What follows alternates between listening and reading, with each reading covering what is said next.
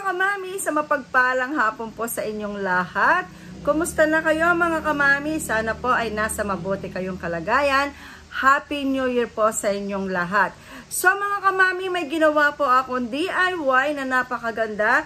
Ito po ay Best Hydrating Face Mask, lalo na po sa mga prone sa acne or sa mga sunburn, or kung gusto natin mapanatiling glowy ang ating balat. Ito po ay napakaganda mga kamami. Ito po ang kakailanganin natin mga kamami. Papakita ko po siya sa inyo.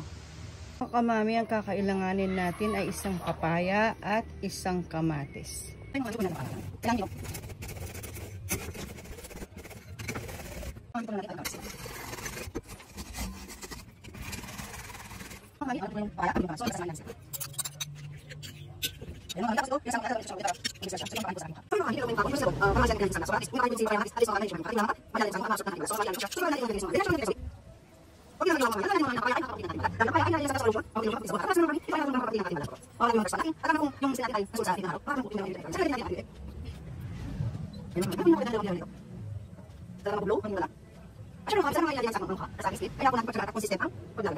kung maglalagay tayo ngayon tapos the following days hindi na tayo maglalagay, or gagawin natin ito ng 3 times sa week at hindi natin susundin yun, siyempre mga kamami, walang magandang resultang may bibigay yung ginagawa natin face mask na DIY. Yung magandang resultang pwede natin sa atin, wala sa atin, pinagay sa atin. Parang masagan, pero ako yung mga kamami, yung sa alam kasi kung pwede natin siya. Ako kasi pakala, kaya siya sa amin, yung sa pinakay. Kasi sa mga kasi sa mga meron siya nakakita na DIY lang. Kapag at siya siya,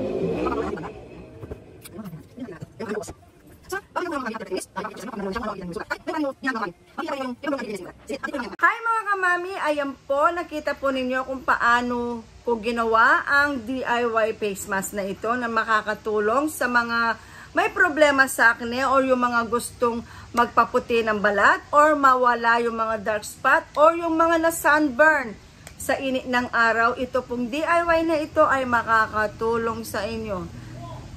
Mga kamami, babanlawan ko na siya para makita ninyo. Pero syempre, pagkatapos ko siya bakitang banlawan ninyo, mamaya ko na i-update yung kung ano ang naging resulta niya.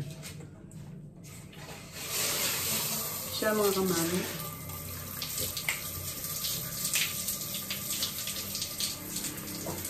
Ayan po. Ayan, ang ganda niya. Ayan po yun sa kamay.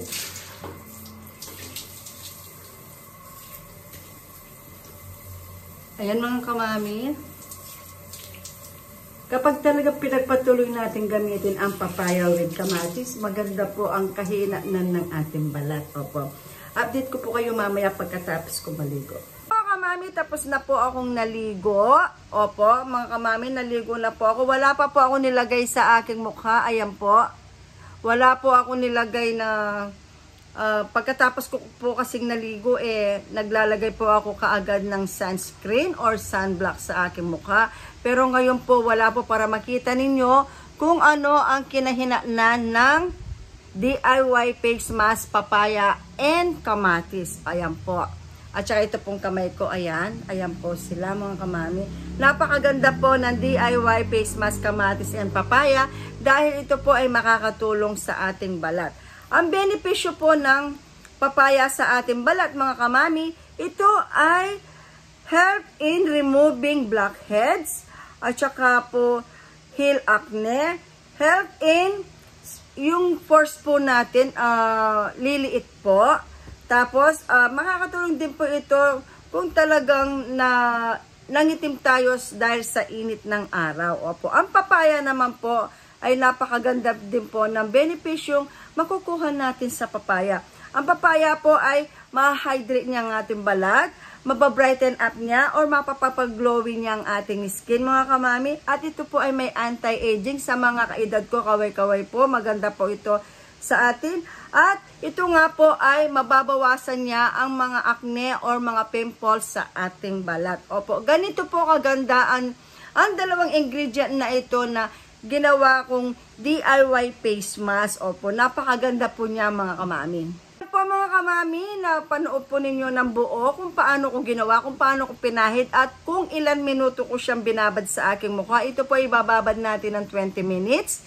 After 20 minutes po, maliligo tayo para nang sa ganoon, makita natin yung maganda resulta sa ating balat kapag ginamit natin itong DIY face mask na ito, mga kamami. Sana po ay nagustuhan nyo at makatulong ito sa inyo, mga kamami. Kung may problema man po kayo sa inyong balat, lalo na po yung mga laging merong acne or laging may mga pimples, baka sakali po makatulong ang DIY na ito sa inyong balat. Ito po ay hindi matapang na sangkap dahil po ito ay nakakain din natin at ginagamit din natin kapag may niluluto tayong kakailanganin ng kamatis. Opo, napakaganda po ng dalawang ingredient na ito na ginawa kong DIY face mask para po makatulong sa problema natin sa ating balat. Hindi lamang sa acne siya makakatulong o sa mga pimples, kundi maaalis din po niya o mababawasan din po niya ang mga dark spots sa ating balat, yung mga pekas na pinoproblema natin karamihan. Opo, mapapa-enlighten po niya o mababawasan yung pagka-visible nila kapag ito po ay pinagpatuloy nating ginamit. Ito po ay pwede natin gamitin or ipahid sa ating balat ng 3 times a week.